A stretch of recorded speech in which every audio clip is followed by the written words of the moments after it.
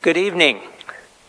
I am pleased to welcome you here this evening. I am Benjamin Myers. I'm the director of the Oklahoma Baptist University Great Books Honors Program.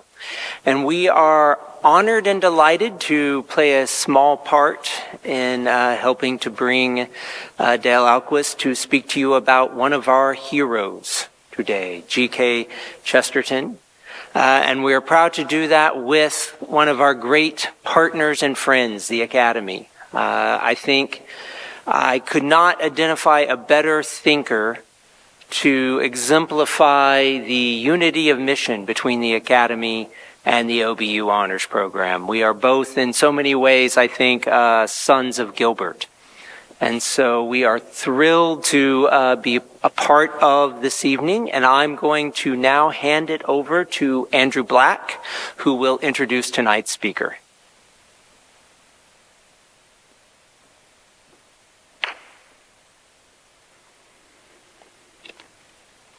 Well, good evening. Welcome to the Academy's 9th Annual Lyceum Project. Word of thanks to all of you for being here this evening, to First Baptist Church for the use of this historic space, to Hillary Clark and Eric Williams, to Commonplace Books for their presence here at the event, and finally to OBU, to Ben Myers, to their Honors College for their co-sponsorship of this evening, and for their partnership generally in this shared work, the shaping of hearts and minds for the glory of God and the good of man. My name's Andrew Black. I am the Academy's Lyceum Director. Lyceum at the Academy exists to cultivate a culture of faithful Christian presence within and around the school through prayer practices tied to the rhythms of the church year, conversations, and invited guests.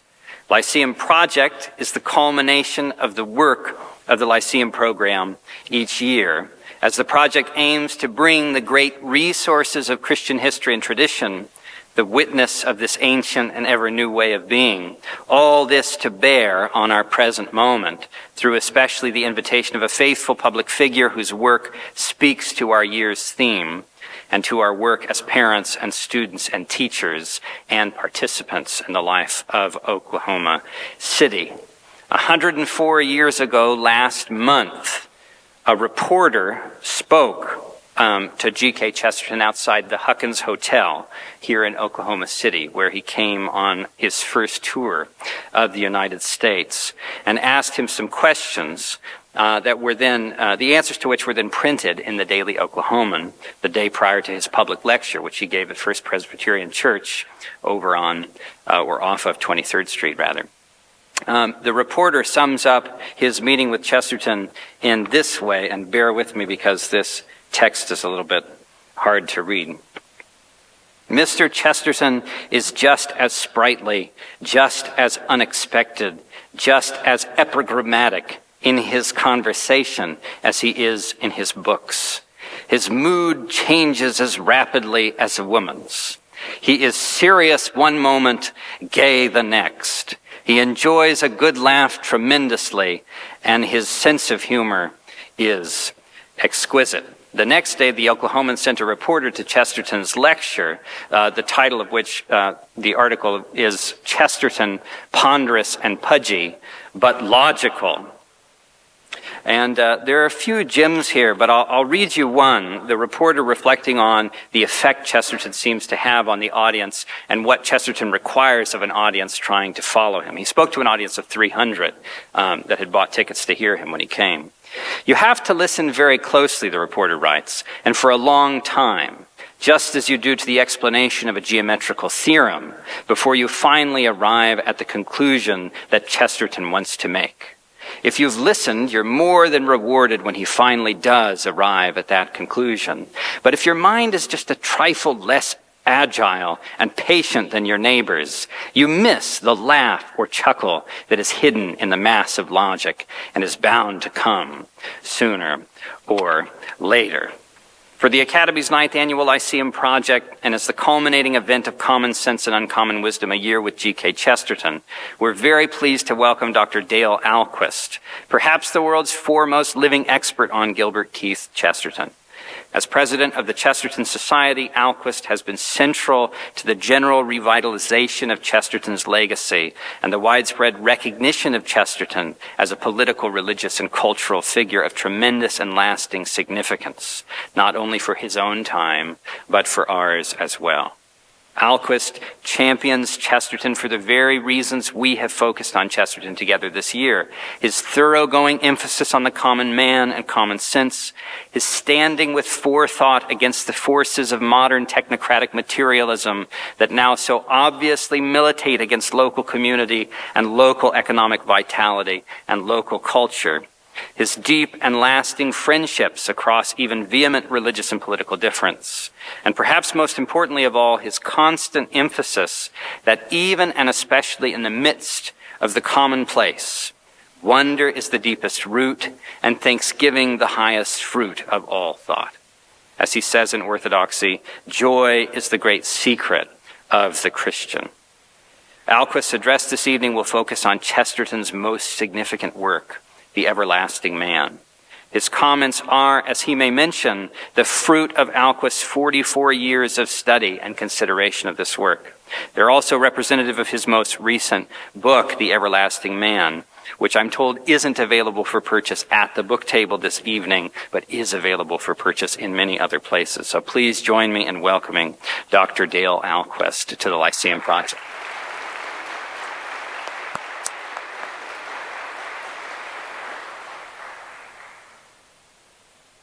Thank you for the warm welcome. I want to give my special thanks to the Academy and to Oklahoma Baptist University for sponsoring this event, but for putting on a Chesterton, year and urging people to read and study G.K. Chesterton.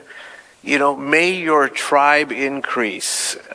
We need more institutions doing that very thing. Hopefully, you will have set a trend, a ripple effect that will be felt and then put into play by every other institution in the world. And then I'll be busy for a while. I was very happy that I, backed into being an expert on Chesterton so that I could be invited to this event. It's a real privilege and honor to be here in historic setting and among friendly Oklahoma faces. Is anyone packing tonight, by the way? I probably should have asked that at the beginning. Yeah, so listen, I'm going to try not to speak too long. It is a Friday in Lent, and so you should be suffering a little bit. But I am going to leave some time for questions. Okay, so start thinking of your questions now. And I will start by answering the first question right now, because this is always the first question that's asked, so we'll just get it out of the way right now. The first question is, Dale, how'd you get so interested in G.K. Chesterton? Well, very simple. I started reading Chesterton on my honeymoon. Like everyone else does. And like any good Baptist, I went to Rome on my honeymoon, as Baptists do. I brought my wife with me because it was great having her along on the honeymoon. And we were there 44 years ago next month. And if you know anything about Catholic history, we were there the day that Pope John Paul II was shot. I was one of the suspects because I was Baptist. But I had an alibi. I was reading G.K. Chesterton. Because what else are you going to do on your honeymoon in Rome if not read a good book? And so I started reading the book that I'm going to be discussing tonight, The Everlasting Man. And I think I can safely say that I've been married to Chesterton as long as I've been married to my wife. And And she very graciously says that the three of us have gotten along very well.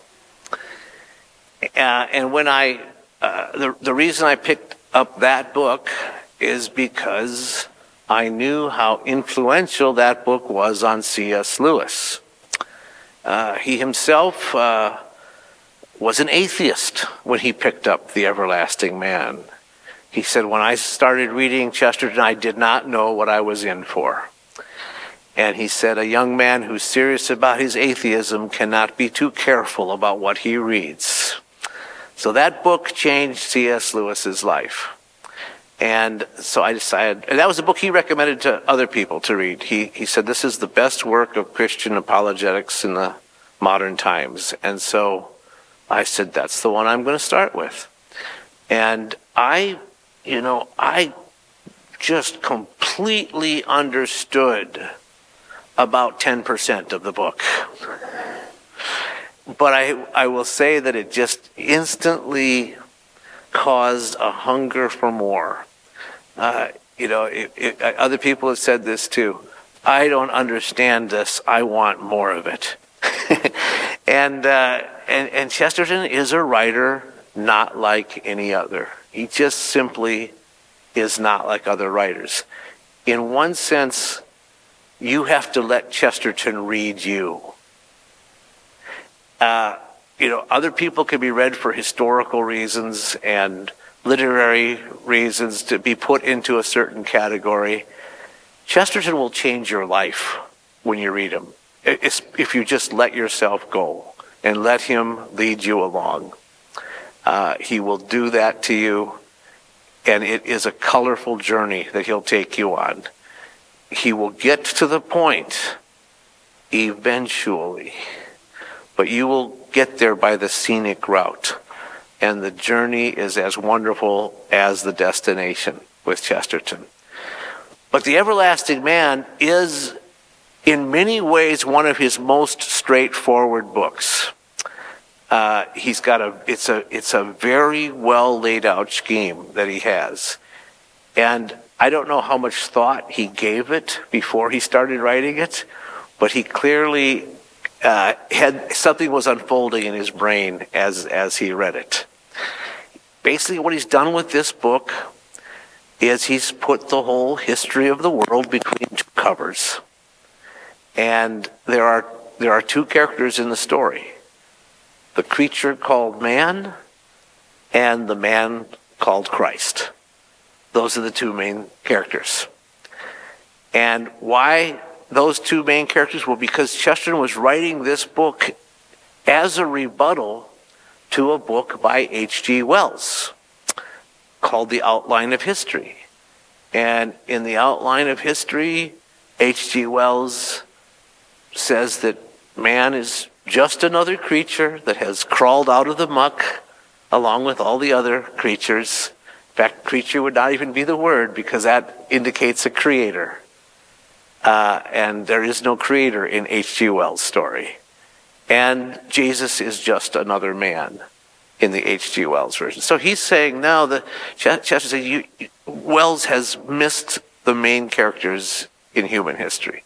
Yes, when man makes his appearance, he is different decidedly from all the other creatures. In fact, the more that you try to compare him to another animal, you realize that he's not anything like another animal.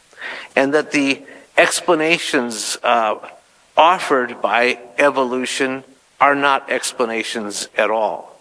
They may or may not be accurate descriptions, but we can never mistake evolution for an explanation. And that's the key distinction. Also, what Chesterton says is that thesis tries to throw out a bridge across an impossible chasm. You cannot get something out of nothing. There's no way that your mind can even grasp the idea of something coming from nothing.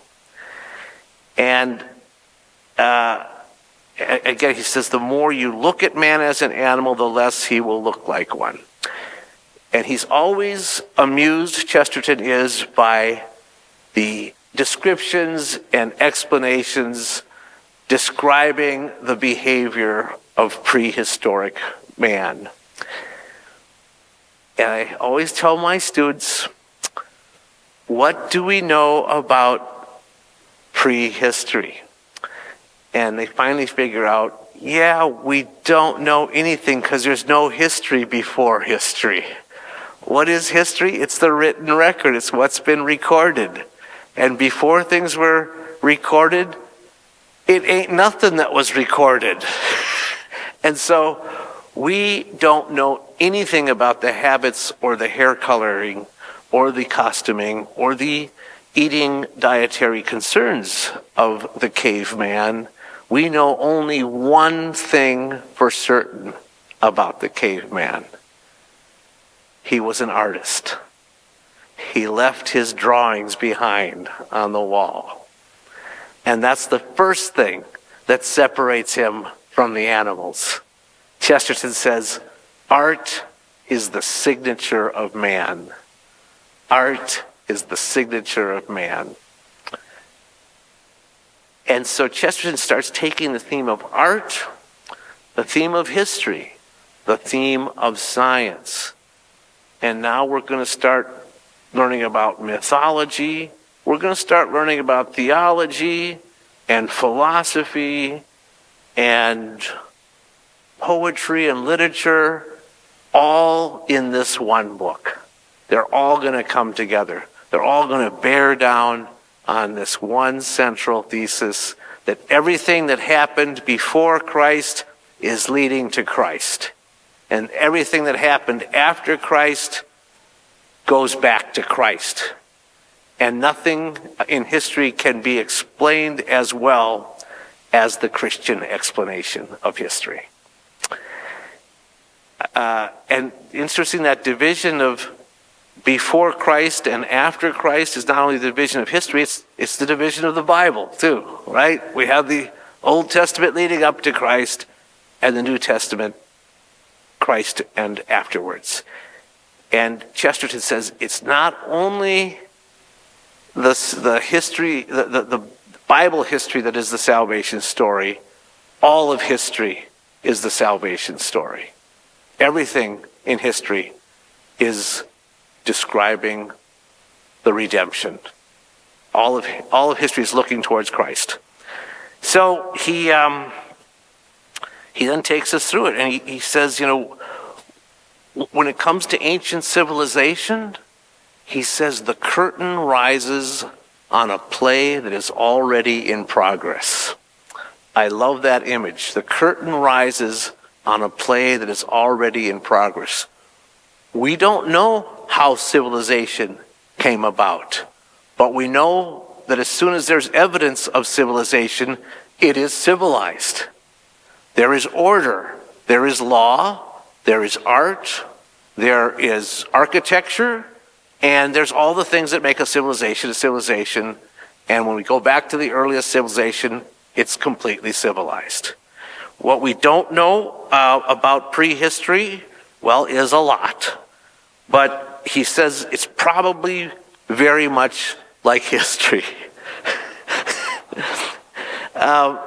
He says, according to the real records available, barbarism and civilization were not successive stages in the progress of the world. They were conditions that existed side by side, as they still exist side by side. There were civilizations and there are civilizations now. There were savages now, just as there were savages then. That's what the history shows. And he says the modern savages are not ancient because they're modern. That's pretty good logic. Pudgy, but logical, right? And then in one of the most important chapters in part 1, which is called God and Comparative Religion, he lays this theme out. He says, the most ignorant of humanity know by the very look of earth that they have forgotten God. In another book, Orthodoxy, Chesterton says, there are people who say that, all religions are pretty much alike.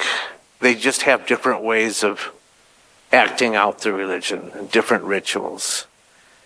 And as usual, Chesterton turns that on its head. He said, no, all religions have pretty much the same rituals. What they mean is entirely different. They all have their processions and their sacred books and chants and music.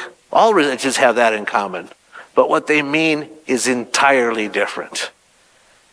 And yet there's people who want to just blend them all together, that we all believe basically the same thing. No, Chesterton says we don't. He says there are people who say that Buddhism and Christianity are just alike, especially Buddhism. That was a good one. So what Chesterton does when he talks about comparative religion is that he says you really cannot compare the religions. They're really different. And he decides to take a different method of classification in order to understand human civilization. And and rather than comparing things in columns, he does it in layers. And his 4 categories are kind of strange. But I'm going to tell you what they are, and then you can say, those are kind of strange. Number 1 is God. Okay, that's not too strange. Number 2, the gods. Okay, I'm starting to get puzzled now. Number 3, the demons. Okay, and number 4, the philosophers. Those are his 4 categories. And he says those 4 categories have existed throughout civilization, with one category perhaps outweighing the other in certain civilizations, but they're always present and they always play a role in every civilization. And they actually all play a role in every individual too, that we all encounter these 4 categories. So by God, he means God. But he says God is the name of a mystery. But it's certainly the creator, the all-sustaining power, the one whom we worship as God. But that's, in every religion, there's certain layers of mystery that are laid over God. And he says you have, in pagan cultures, the gods. In other words, mythology. Mythology is the purely human and poetic attempt to get to the divine. It's the basis of the arts. It's the basis of poetry. It's the ache of the artist to try to express the inexpressible. And mythology fills a certain role in the stories it tells, because those stories, it's not that they didn't happen, it's that they always happen. That's why we can still study the myths in classical learning with just great benefit, because they are describing these human truths. And we can always go back and use this myth as an example of this particular human experience. So they are this attempt, but he says there's no theology in mythology. In other words, there's no theology of the gods. There's only a theology of God. There's no theology of the gods. And even those who believe in the gods believe that there's a God behind the gods. That there's some other hidden God behind the gods. And he says an example of this, he said, is when certain American missionaries went to a certain tribe and were explaining the gospel and explaining God to them, and they looked at each other and they said, he's describing Othra. They knew about Othra, but that's the one you don't talk about. They knew there was this all-powerful God, but that's the one you don't mention. But they had this sense of the God behind the gods. And then we'll skip the demons. We'll come back to them in just a minute. Then there are the philosophers. The philosophers represent trying to get to ultimate truth by just using reason alone. So the mythologists are using the imagination. The philosophers are using reason. If you'll recall when you read Orthodoxy, those chapters 2 and 3, the madman and the suicide of thought. Remember how he says the madman's not the one who loses his reason. The madman's the man who loses everything except his reason. Reason alone will put you into the padded cell. You need something else to balance reason. You need the creative imagination to make you human. The pure logician, he says, tries to get the heavens into his head, but his head splits, whereas the poet is just trying to get his head into the heavens.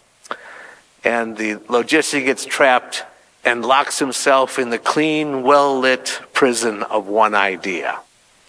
But then in the suicide of thought, he does just the opposite. Imagination alone is not enough either. There is a value for logic, and logic does work, but it has to be balanced by this human thing, the imagination. And if not, not only does reason lead to madness, it leads to self-destructive madness. So, art and reason, art and logic, imagination and logic. Those two elements are always present. In some societies, one is more prevalent over another. But then there are the demons. And the demons are truly an acknowledgement of the supernatural or the preternatural. That there are dark powers that are real. And people will seek those things out. Why? Because they want results. It's a shortcut to get results. And they'll seek out black magic. The gods of mythology have a lot of nonsense about them, says Chesterton. But the witches don't have any nonsense at all. It's very serious business. And he says black magic had running through it everywhere a mystical hatred of the idea of childhood.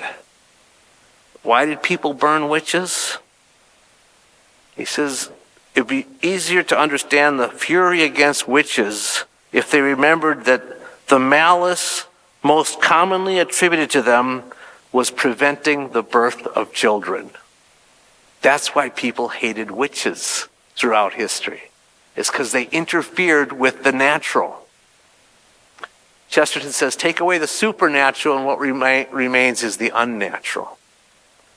And the demonic powers interfere with the natural order that God has created.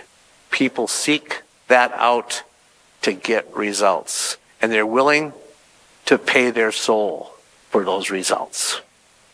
So, that's why you have them all present. And Chesterton says it was the church that first brought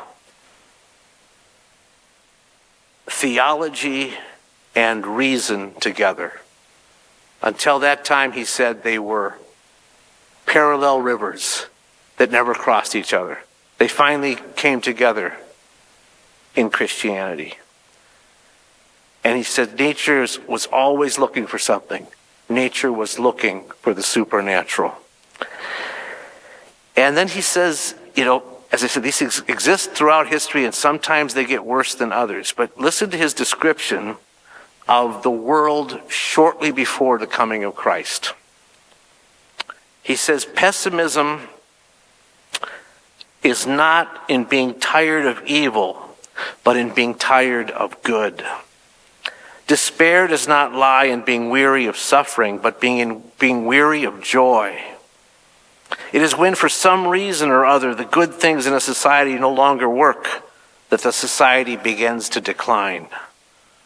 When its food does not feed, when its cures do not cure, when its blessings refuse to bless. Martin Luther King Jr. quoted that passage in his letter from the Birmingham jail. But then Chester goes even farther. He said, I do not believe that mythology must end with eroticism.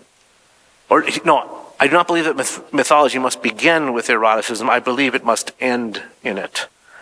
I am quite certain that mythology did end in it. Moreover, not only did the poetry grow more immoral, but the immorality grew more indefensible. The Greek vices, the Oriental vices, the hints of the old horrors of the Semitic demons began to fill the fancies of decaying Rome, swarming like flies on a dung heap. The psychology of it is really quite simple and human enough to anyone who will try that experiment of seeing history from the inside. There comes an hour in the afternoon when the child is tired of pretending, when he's weary of playing a robber or an Indian. It's then that he torments the cat. There comes a time in the routine of an ordered civilization when the man is tired of playing mythology, pretending that the tree is a maiden or that the moon made love to a human. The effect of this staleness is the same everywhere. It's seen in all the drug taking and dram drinking and every form of the tendency to increase the dose. Men seek stranger sins or more startling obscenities as stimulants to their jaded sense. They seek the mad Oriental religions for the same reason. They try to stab their nerves to life as if it were the knives of the priests of Baal, and they are walking in their sleep, trying to wake themselves up with nightmares. Does any of that sound familiar? He's describing civilization at the end of Roman civilization, before the end of the greatest civilization on earth, Rome. Does any of it sound familiar at all? Are we not looking at the same thing? Well, the solution to the fall of the Roman Empire is the same solution to the fall of our civilization. It was the coming of Christ. It was the building of a new civilization to replace the one that was falling apart. It's the civilization that we have to start building right now. I mean, one of two things is going to happen. Our civilization is either going to fall apart or it's going to turn around and go in the right direction. But either direction it takes, our work is exactly the same. We have to do the same thing no matter which direction our civilization is going. We have to take care of the souls of our children. We have to protect a moral local life. And we have to worship the one true God and his Son, Jesus Christ, the only meaning of existence. Chesterton says at the end of mythology, the men ceased to believe in the gods because they realized they had never believed in them. So then something comes along, something changes. Chesterton's description of the coming of Christ, it sounds like a Christmas card, because it is a Christmas card. He says, Bethlehem is the place where extremes meet, where the hands that created the sun and stars were too small to reach the heads of the cattle. That would be a good Christmas card, wouldn't it? Just needs a good illustration with it. You could make a lot of money selling those for Hallmark.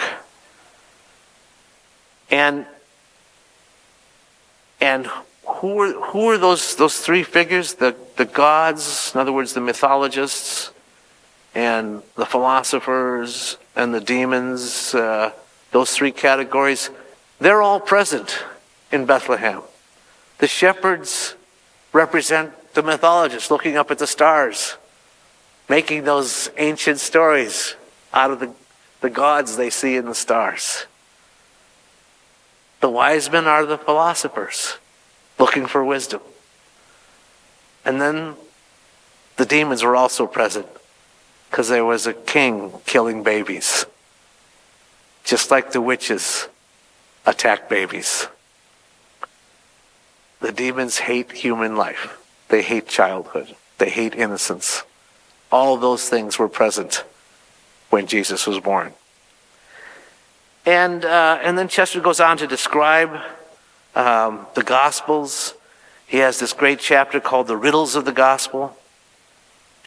And, our problem is that we've read these stories in the Gospel so many times that we're used to them, and we don't see how strange they are and how strange they must have sounded to the first people who heard them, which really is the whole thesis of the book, The Everlasting Man, is that we're too close to Christianity either to believe it or disbelieve it. The critics of Christianity they just know the part that they're close to, and that's what they've rejected. Those who believe it are also sometimes too close to it. They don't see the bigger picture, so they can't even explain or defend what it is they believe because they haven't looked at the whole thing. Chesterton is trying to get us to back up with this book and see it from afar, see it in its wholeness, see it in its complete strangeness, see it in the outrageous, strange, but also only logical explanation for our human story. But the Gospels, when Jesus doesn't do anything expected in his stories that he tells, in his promises about himself, and his rebukes of the holy people, his love of the poor, none of this is expected at all. And it seems like he just has everybody back on their heels the whole time. And it's good that we open the Bible with a fresh pair of eyes every time we read it, because we should be as amazed and startled as the first hearers were. Because truth, says Chesterton, is always best when it comes as a surprise. That's the paradox. And he said, Chesterton says, Jesus never used a phrase that made his philosophy depend upon the very existence of the social order in which he lived. Our modern textual critics are always trying to put Jesus in the context of his time, and that's to miss the point exactly, because what Jesus said in his time was outrageous then just as it's outrageous now. And he said when they talk about the local limitations of the Galilean, it always means the local limitations of the critic. That's a good one. And then he says, in the end, it doesn't matter what the historians and the critics say, because in the end, it's your own personal encounter with Jesus that's going to make all the difference. And you're going to realize that he is alive. He is the everlasting man. And that he does come to you as the most merciful of judges and the most sympathetic of friends. And you only encounter that by encountering Jesus directly. Well, then he talks about what happens after Jesus comes and the development of Christianity and dogma, and how that certainly changed the course of European civilization. Asia remains this mystery. Asia remains pagan. And what you get from Asia is the sense of a very old civilization. Well, Europe is just as old as Asia, but the difference between Europe and Asia, he says, is that Europe has been born again. It's a line everybody misses in The Everlasting Man. He says, dogma gives man too much freedom when it permits him to fall. Dogma gives God too much freedom when it permits him to die. In other words, dogma is not this rigid thing. It's this amazingly liberating thing, giving man freedom. He says the most liberal part of theology is the most dogmatic part. This is great. These are really heavy, powerful thoughts. And this is why you should read the book, which is not on any of the tables out there. Christianity met the mythological search for romance by being a story, and the philosophical search for truth by being a true story. And then just two more thoughts, and then we'll conclude. Chesterton packed the whole history of the world between two covers of a book, and I'm trying to, pack that whole book into, a very short talk. A talk that seems much longer than it is. But we are, dealing with the entire history of the world, so we should allow ourselves a little padding. His two great lines come from his chapter on the 5 deaths of the faith. He says, Christianity has died many times and risen again because it has a God who knew his way out of the grave. There's our Easter message right there. And then the other one to take out of here when we leave is to always remind ourselves that the whole world is against us. But Chesterton says the dead thing goes with the stream. Only the living thing can go against it. We are the living thing. And we will have all kinds of opposition to being the living thing. But the great joy is to be the living thing. Because that's where the happiness is. It's where the danger is. Chesterton says, we are always in danger of our lives. That's very romantic. I will say one more thing about the everlasting man. It brought C.S. Lewis to Christianity. It brought me to Chesterton. It is a marvel of a book. It is truly Chesterton at his very best. It's a tour de force what he pulls off. It was introduced by Andrew as his masterpiece. Chesterton wrote a whole bunch of masterpieces. And almost any one of his books that you pick up, it's a masterpiece. It's something that is unlike any other book you've read. And, my definition of a masterpiece is it's something that is familiar the first time you encounter it, and it's completely new the second time you've encountered it. Anybody who's read Orthodoxy for the first time and underlined the entire book and realized when they get to the end they have no idea what the book's about, and then go back and read it again and realize that someone has rewritten the book since the last time you've read it, even though your underlines are still there on the page. All the words are different. But then the third time, it really bears fruit. It's telling you that the truth is the opposite of what you expect. And it's what is going to change your life. All right. Thank you for your very kind attention. God bless.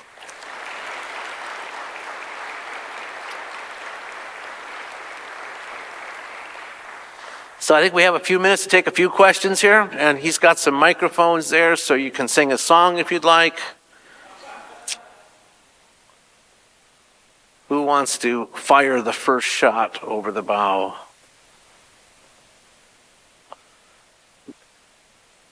It should be someone from over on this side because that's where the microphones are, over there. Okay. Hi. I've heard that Chesterton's wife, Frances, had to manage him quite a bit, including the funny story about telegramming her from a train station. Is that true? What was she like, Frances? Yeah, so Frances was the quiet one. She had a very large shadow in which she could keep herself. But she did keep herself in that shadow. She did not want any publicity at all. She had an amazing experience coming to America when reporters wanted to interview her. And thank goodness they did, because we would know a lot less about her if those American reporters had not interviewed her, because we found out a lot about their life together from those interviews. But truly, she was the one who kept his life completely organized. He absolutely depended on her, and she on him, and of course in the another way. But she got him up, she got him dressed, she got him to the table, got him to his meetings, and usually accompanied him to his meetings, because otherwise he was going to get lost. And one time she didn't go with him, and she gets a telegram. You know, this is before cell phones. It's a pain to send a telegram, right? He has to go to a telegraph station, send a telegram, they have to deliver it to her house, and it says, "Am at Market Harbor, where ought I to be?" You know, he once hailed a cab to take him to an address across the street. And he once got into a cab to take him to his own office, GK's Weekly, that he was the editor of the newspaper. Didn't know the address of his own office, and the cab driver had to stop at a newspaper stand to get a copy of the paper to find the address. Yeah, but he says that absent-mindedness is simply present-mindedness about something else. But his wife was not only enormously patient and loving, she was a wit in her own right and a great observer of human nature. And there is a book written about her called "The Woman Who is Chesterton," and we found some great stuff in researching that book. But yeah, she was and you know, when he died, she said, I just can't believe he doesn't need me anymore. Very touching. What else? Over there.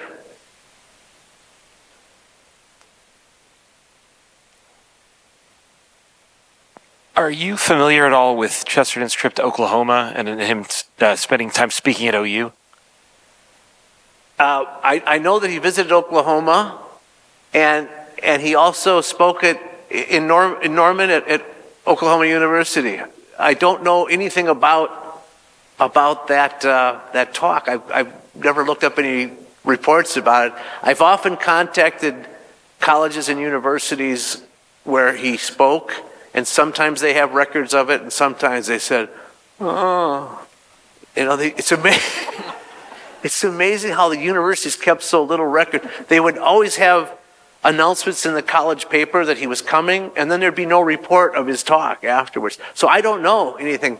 I do know that he visited a very famous murder trial that was taking place in Oklahoma while he was here. A U.S. senator had been murdered by a woman he seduced. And, you know, that's a pretty juicy story, right? And she was acquitted, but he actually attended part of the trial, and he was widely quoted for what he said. He goes, "In England, she would have been executed," and he said he really admired the American justice system for not executing her, but he said he would have much preferred that she had murdered that the U.S. senator had murdered her, so that the senator could be executed. Because he said it's distressing to consider how few politicians are hanged. Do you know anything about his visit to OU? I don't actually know. Well, you need to do some research. Over here, Andrew.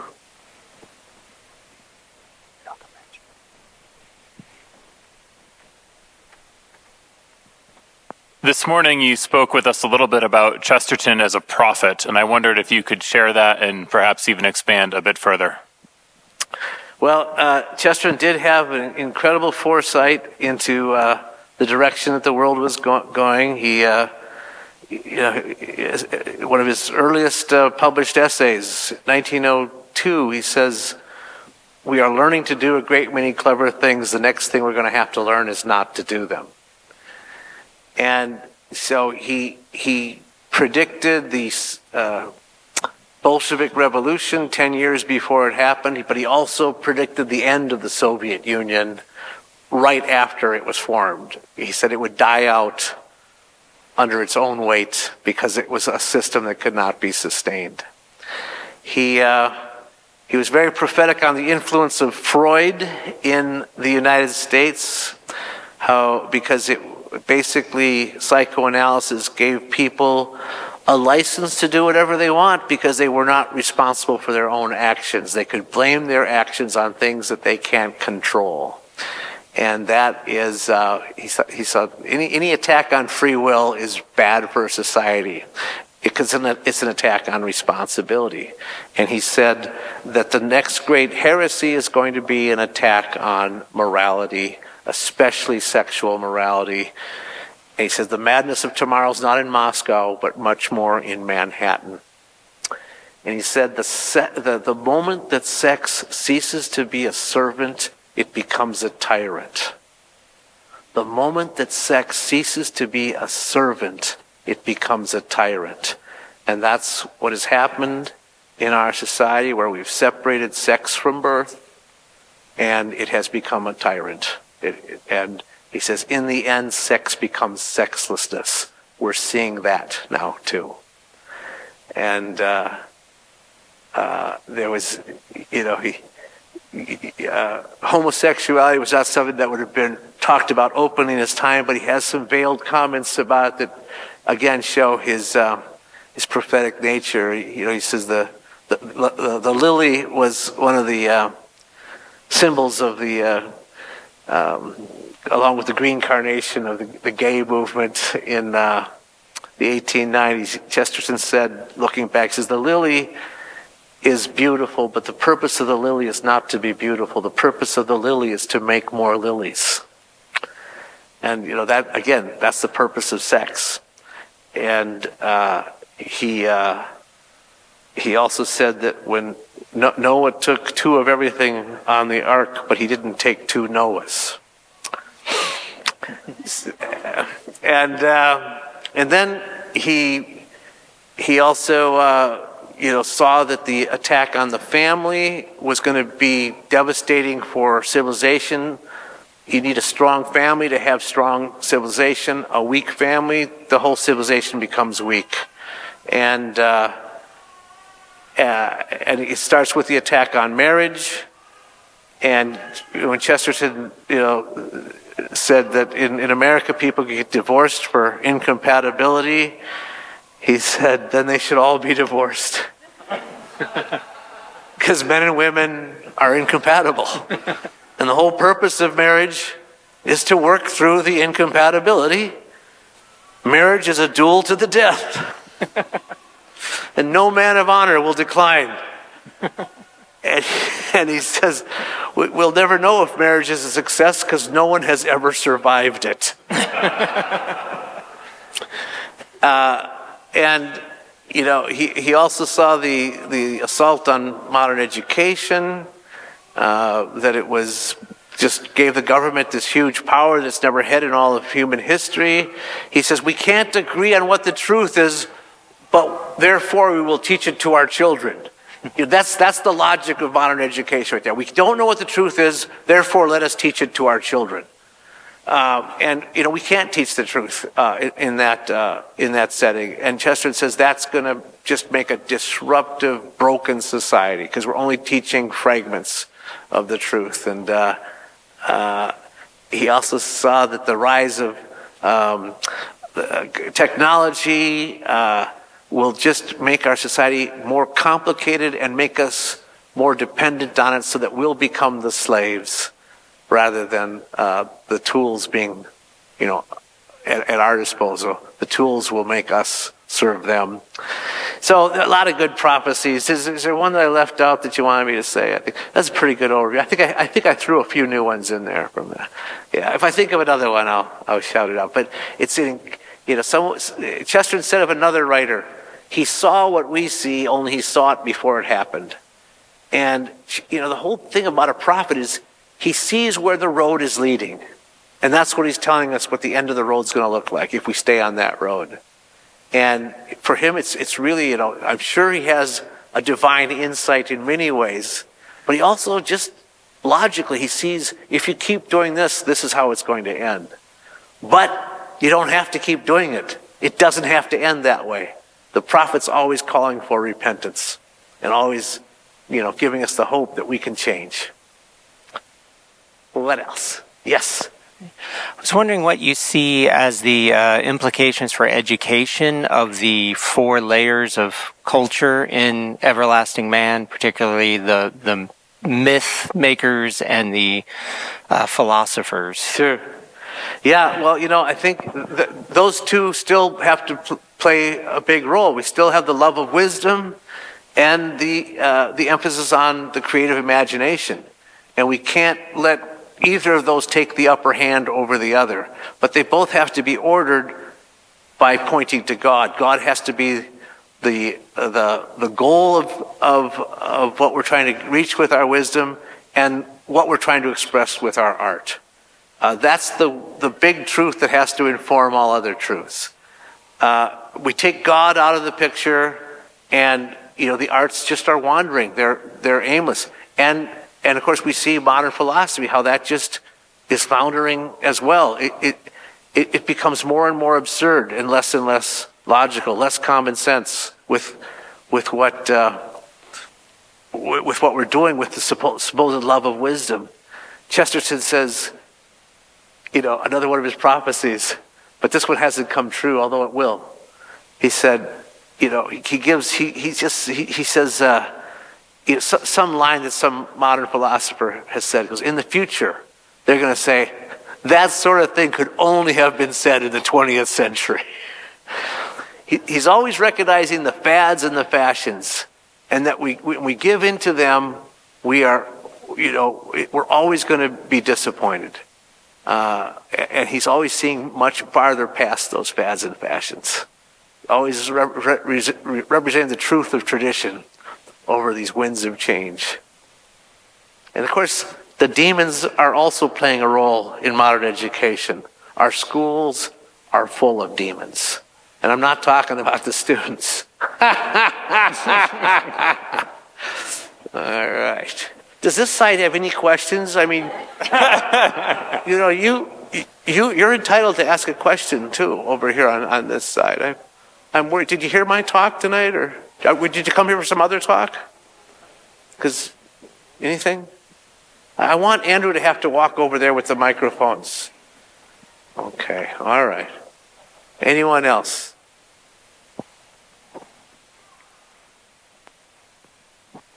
Thank you so much for your talk. You briefly alluded to the need to build a resilient Christian culture that survives kind of the recurrent downfall of civilizations, including the one that we're in. I think there's a lot of Christians trying to imagine what that will look like in our current context. And I wonder if you could say a little bit about Chesterton's views regarding localism and distributism and how that might help us think creatively about building a Christian culture that survives our current situation. Great, yeah. The idea of localism, and there is a book on that out there.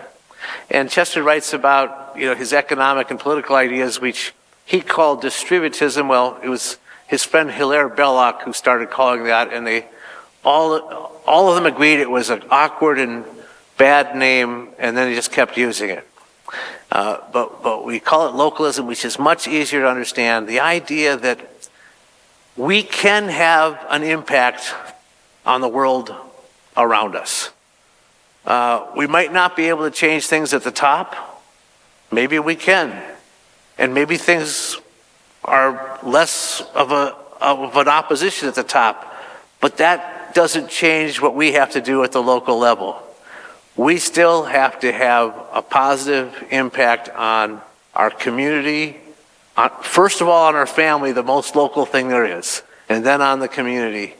And that's where a society is changed at the local level. Economically, it means supporting small local businesses. It means not buying your books from a river in South America. Commonplace Books is where you buy your books. Yeah. And if they don't have the book, they'll get it right away, won't they? Right away they'll get the book for you. Yeah, but you keep your dollars local so they don't fly out of the community. The community is stronger if the dollars are kept local, if you're supporting your neighbor rather than supporting a large corporation. Politically, it means keeping your elected officials accountable to you. Chesterton says, keep your politician close enough to kick him. But sometimes it means that you have to be the local politician. It means taking a more active role in local leadership, because the more we leave it up to other people, well, then we're not in control then, are we? The principle of subsidiarity is that the thing that affects you most directly, you should be in control of.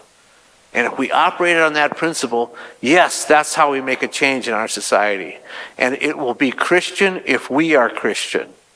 And that's the effect we'll have. But we can't be Christian secretly or expect someone else to be the Christian or do the heavy lifting for us. So we have to be the light on the hill and not be hid by a bushel, right? So that's a local phenomenon. Lights on a local hill, not under a local bushel. I think we have time for one or two more questions.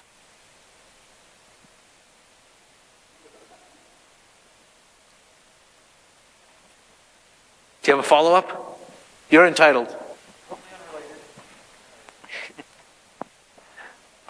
So you've talked a lot about different Chesterton essays, nonfiction books. He also wrote a lot of fiction and poetry. Could you recommend some poetry, some fiction that people might enjoy? Oh, I wouldn't recommend any of that stuff. No. Yeah, so when it comes to poetry, his two great epic poems are The Battle of the White Horse and Lepanto, about two key historical events that he expresses in poems. I mean, we would all be speaking a different language right now had it not been for the Battle of Lepanto. We might not be Christian right now if King Alfred hadn't won the battle against the Danes, my people, the Vikings. Chesterton describes my people as huge, hairy men. They were like trees walking the earth, as witless and as tall. Those are my people he's describing. Not also my football team, too. And so those are great poems. And I guess if I still have it, I should do the Palm Sunday poem, because it is Palm Sunday tomorrow. So I'll close with that. The donkey. When fishes flew and forests walked, and figs grew upon thorn, some moment when the moon was blood, then surely I was born, with monstrous head and sickening cry, and ears like errant wings, the devil's walking parody on all four-footed things. The tattered outlaw of the earth, of ancient crooked will, starved, scourged, deride me, I am dumb. I keep my secret still. Fools, for I also had my hour, one far fierce hour and sweet. There were shouts about my ears and palms before my feet. God bless. Thank you very much.